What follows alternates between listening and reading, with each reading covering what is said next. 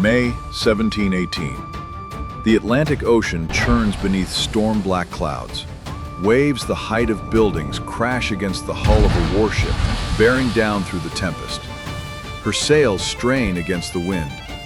At her bow, a carved figure rises and falls with each monstrous swell. And on her deck, amid the chaos of rope and canvas and screaming wind, stands a man wreathed in smoke. Come with me. We're going back 300 years to witness one of the most audacious acts of piracy ever recorded on American shores. Using modern AI technology to breathe life into period paintings, maps, and engravings, we'll experience the terror and excitement of 1718 as it truly was, when one man held an entire colonial city hostage without attacking the city itself. This is the story of Blackbeard, and this is the week he made history. The ship you're seeing is the Queen Anne's Revenge, 40 guns, 300 tons. Once a French slave ship called La Concorde, she was captured just months earlier off the island of Martinique by a pirate crew led by Edward Teach, a man the world would come to know as Blackbeard. Teach was likely born in Bristol, England, around 1680. Over there stands the mighty Bristol Castle, heart of the city's defenses and once home to kings and prisoners alike. Dominating the skyline is the magnificent St. Mary Redcliffe, hailed as the fairest parish church in all England.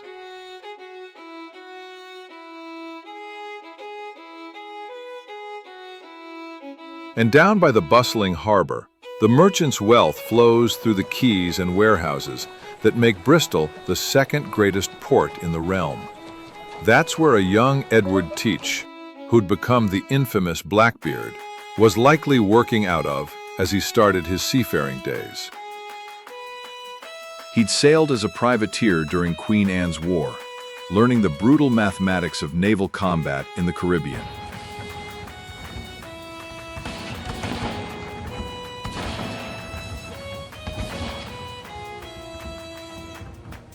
When the war ended in 1713, thousands of sailors like him found themselves without work, without income, and with a very dangerous set of skills. Many turned to piracy. But Edward Teach? He turned it into performance art. Witnesses described a towering figure, his face obscured by a massive black beard that he braided and tied with ribbons. Before battle, he would weave slow-burning fuses into that beard and light them, surrounding his head in a demonic halo of smoke and flame. Some said his eyes glowed red through the haze. Whether true or legend, the image worked. Many ships surrendered at the sight of his flag rather than face the devil himself. Fragments of Blackbeard's ornate sword hilt, gilded and broken, were discovered in 2011 while excavating his flagship Queen Anne's Revenge, wrecked off North Carolina in 1718 and found in 1996. With modern AI tools, we're able to restore it to its full glory. Blackbeard's guns haven't been found yet.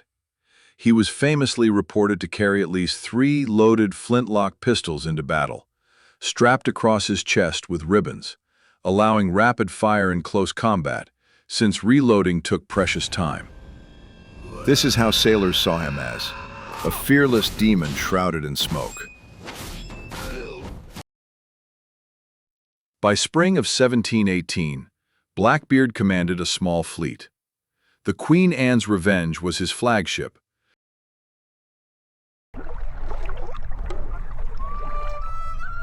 Ahoy there, and welcome aboard this magnificent legend. Come with me, let's take a quick tour.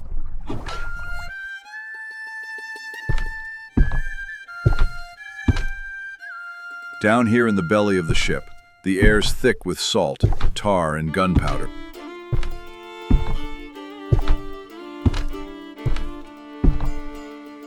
This is where the crew slept, hammocks swaying, men snoring, always ready for the next fight. What are you doing here?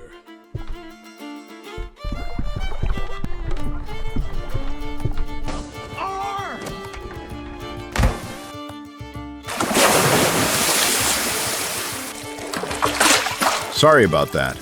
Let's go check out the cannons, shall we?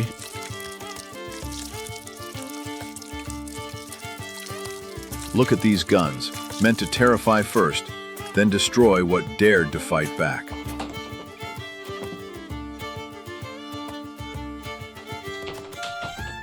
Blackbeard upgraded the ship to up to 40 cannons, making it one of the most heavily armed pirate vessels of the era, far more than typical merchant ships carried.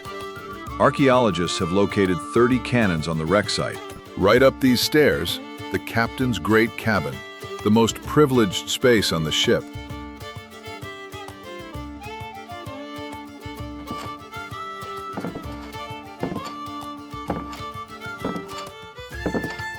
Booze aboard? Mostly rum. Fiery stuff captured from prizes. This is Blackbeard's true flag, a horned devil stabbing a bleeding heart. Time's up. Surrender or die. Even the devil needs rest.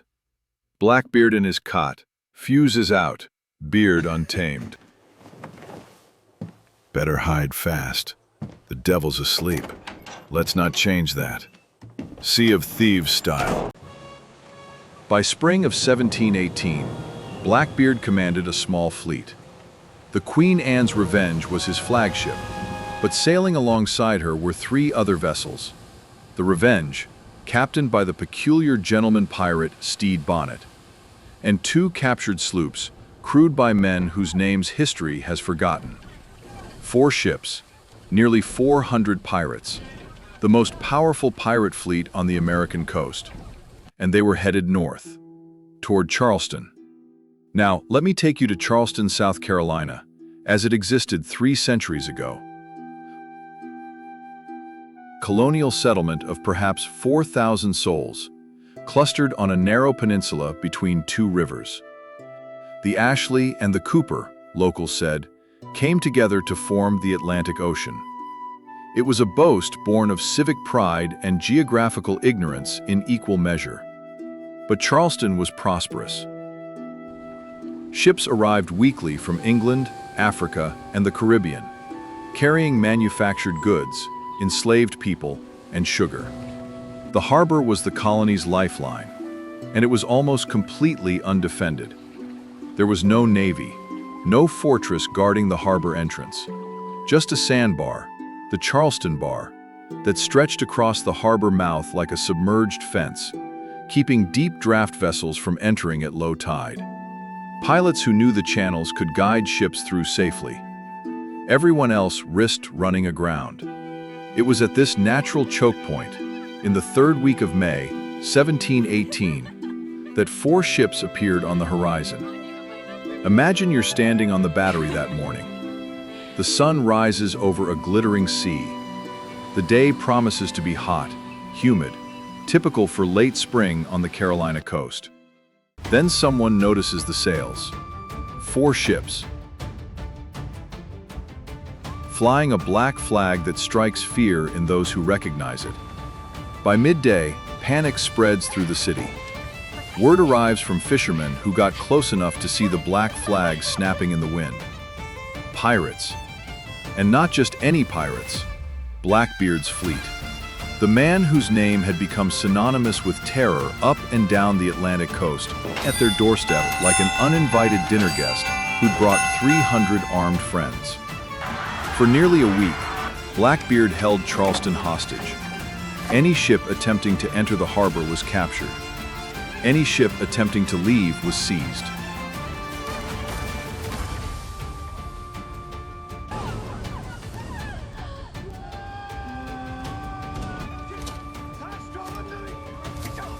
Within days, 8 or 9 vessels sat at anchor near the pirate fleet, their crews held aboard the Queen Anne's Revenge, their cargo rifled through for anything of value.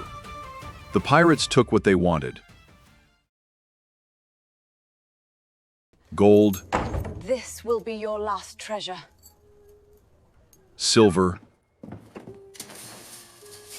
rum.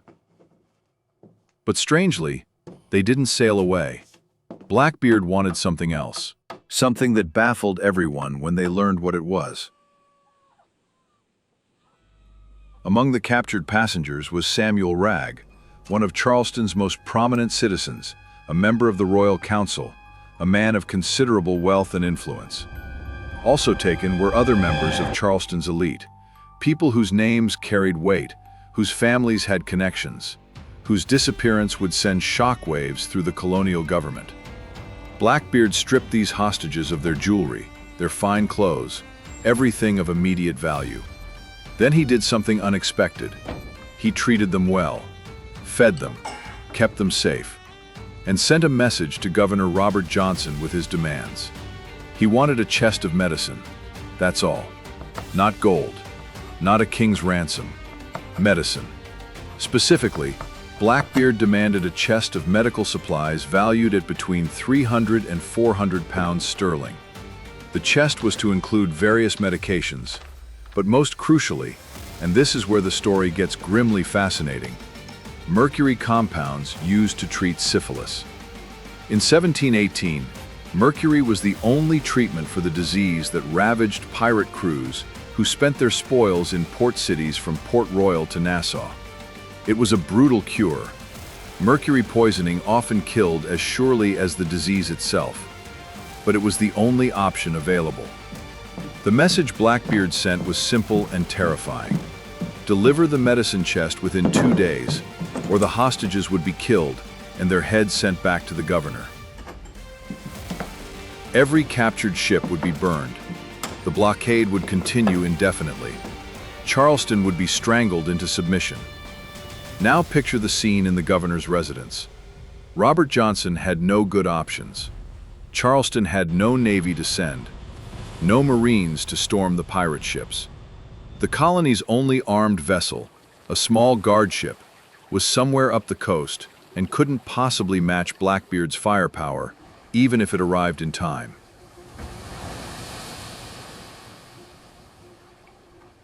Negotiate with pirates? Pay ransom to criminals? It set a dangerous precedent. But refuse, and prominent citizens, including a 4-year-old child, would be murdered in full view of the harbor. For 2 days, the city held its breath. Trade stopped. The harbor sat empty except for the captured ships. And then, 2 days later, a small boat pushed off from the Charleston waterfront. In it sat several men, and in the boat's center sat a chest. They rowed toward the Queen Anne's Revenge, toward the Black Flag, toward the smoking devil who had brought one of Britain's most important American cities to its knees.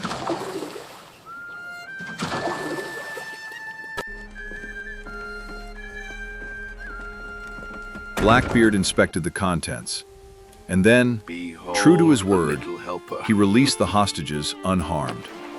Samuel Wragg and his 4-year-old son were placed in a small boat and sent back to shore. The other prisoners followed. None had been tortured. None had been killed.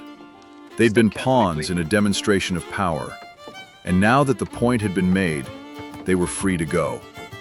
By the time the last hostage reached the dock, Blackbeard's fleet had vanished over the horizon, taking with them the captured cargo, the medicine, and something far more valuable to a pirate: the reputation as a man who could do whatever he wanted, whenever he wanted, to anyone he wanted.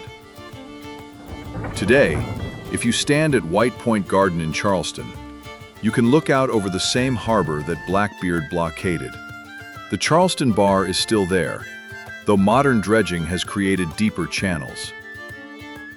In 1718, Charlestown's defenses were modest at best, but the pride of the waterfront was the Half Moon Battery, a curved brick fortress jutting boldly into the Cooper River, cannons ready to greet any threat.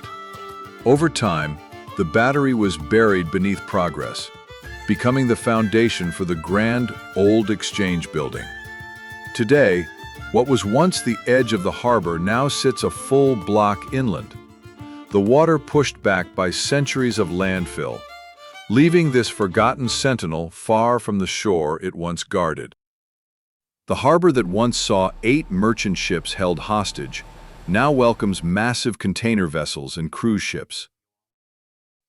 The audacity of what Blackbeard accomplished cannot be overstated. This wasn't a raid on some isolated plantation or a desperate attack on a lone merchant ship. This was a week-long military blockade of a major colonial port by a pirate fleet that faced no organized resistance whatsoever. It exposed the utter vulnerability of British colonial America to maritime threats. It humiliated the royal government, and it demonstrated that in 1718, on the high seas and along the American coast, the line between law and chaos was far thinner than anyone in London wanted to admit. What lost legend or city should be resurrected next? What was your favorite moment? Comment below, and see you in the next one.